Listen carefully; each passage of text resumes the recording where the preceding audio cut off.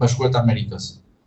Shtetet e Bashkuara të Amerikës investojnë për Ballkanin përmes Kosovës për të mbrojtur Ballkanin dhe Shqipërinë, por edhe rajonin në tërësi. Tani, negociata për të hequr një vizë ka gjithmonë, s'është një vizë më nderuar. 9 grada quhet ajo që unë të them futu në territorin tim, nuk të them kandidat ti si deputet. Më kupton? Sanksioni nuk është që unë të ndaloj. Unë të them ty si individ, po edhe si politikan, nuk futesh në territorin tim. E kupton? Kjo është negociata. Për këtë shqiptarë tu ndrojtën kur digjuan 9 gradën në 2021.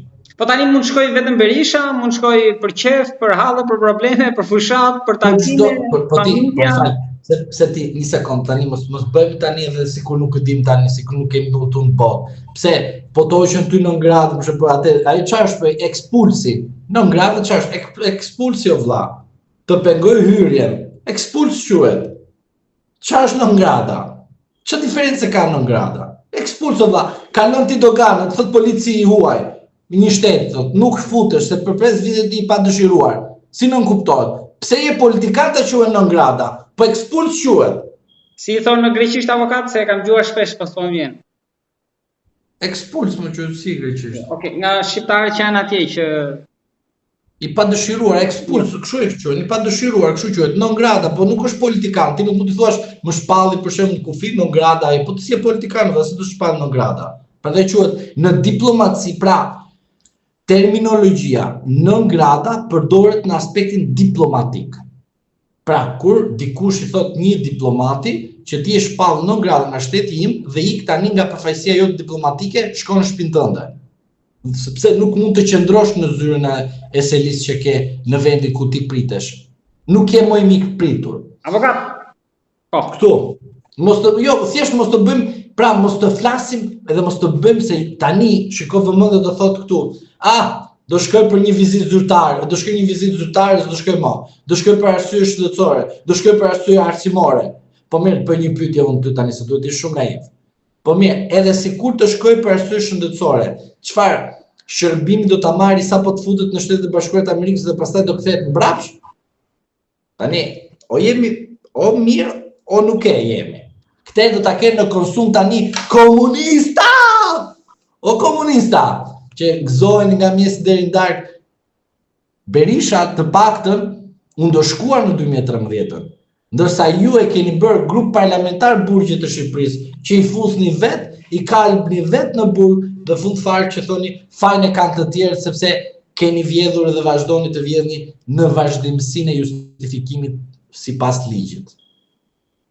Avokat, lutem thuaj tani si do jetë fati protestës për ta mbyllur bisedën. Populli foli, qytetarët folën, të rinjt kanë folur, janë shprehur kundër 35 viteve keq qeverisje nga të dy krahët. Pa përjashtim, përfshi këtu Edi Ramën dhe Sali Berishën bashkë. Të dy bashkë mbajnë përgjegjësi, por tani të selektojmë diçka për popullin tim të mirë që na dëgjon. Një parrull mua nuk më ngjit mirë. Rama në burg, Berisha në burg. Tani, Berisha është i proceduar nga drejtësia e Partisë Socialiste. Si nuk më shkon, Berisha ka qenë arrest në burg, në shtëpi. Pra, nuk e di ku shkon, ku po e çon këtë lajm. Po, ai cili nuk është proceduar dhe nuk ka shku ende në burgun e tij që e ka bërë gati, quhet Edi Rama. Kjo parrull më bën pak përshtypje. Kjo parrull është pikrisht ajo përplasje që ju kam thënë vazhdimisht që po ndodh. 4 faktorëve. Dhe ajo parrull më thot edhe një mesazh tjetër që nuk ka dalë nga mediat e lavazhjerëve që i bën lavazh Spakut. Që Spaku dështoi kur protestuesit thonë Rama në burg, Berisha në burg.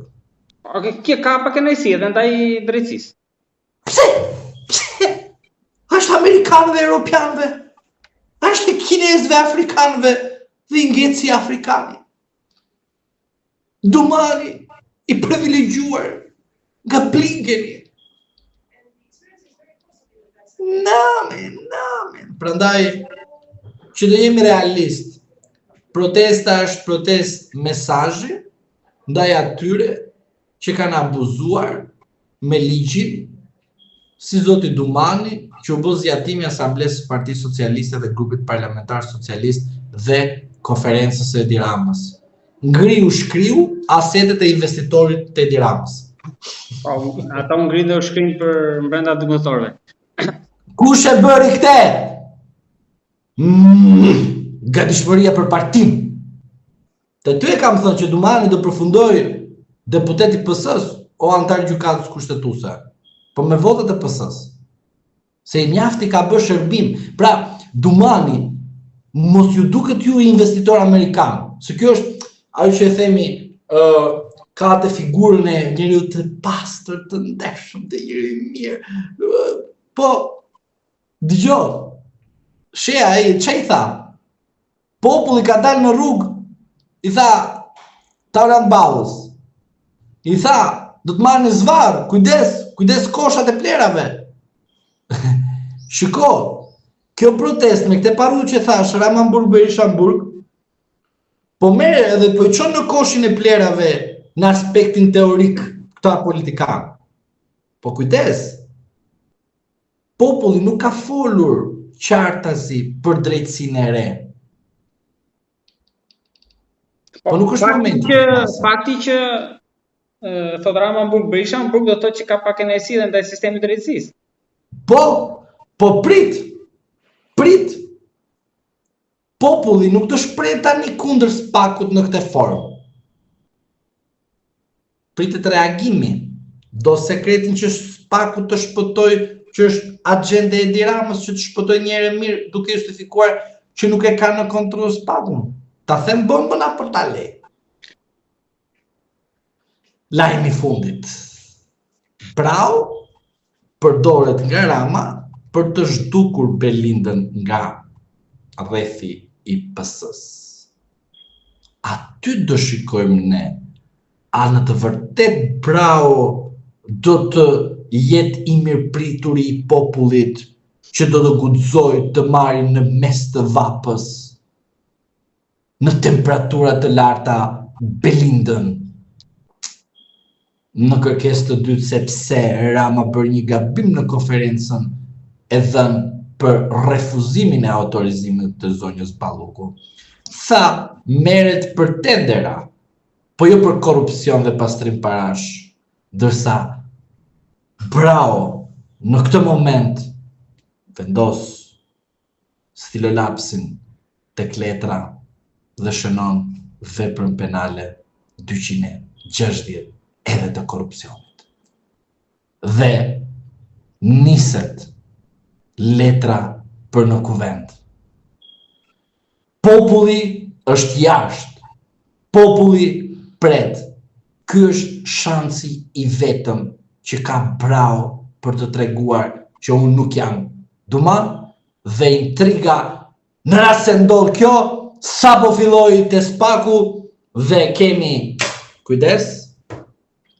Luftë të brendshme Rama Balluku, luftë të brendshme në Spak Brau Dumani, sepse Brau duhet të dukej tek populli që ai çfarë është i popullit dhe jo i interesave. Dhe pikrisht Brau këtë mund të përdori. Pra, jo se e ka përdorur. Ky është skenar i cili kërkon pastaj një shtjellim të vazhdueshëm tek miqtë tanë që na kanë ndjekur.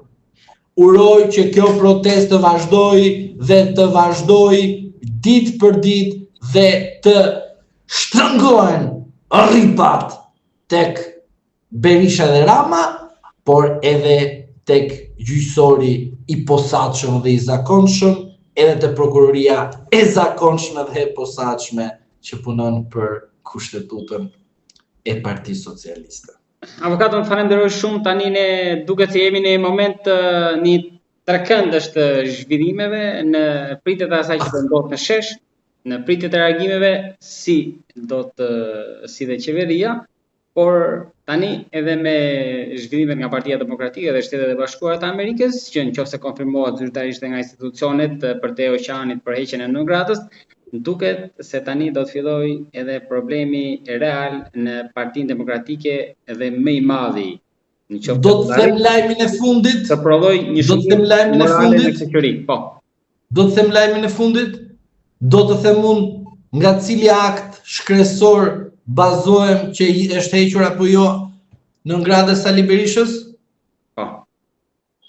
Kur ambasadori i ri amerikan të vinë në Tiranë pasi të takoj presidentin e Republikës, kryeministrin, ministrin e jashtëm dhe kryetarin e opozitës.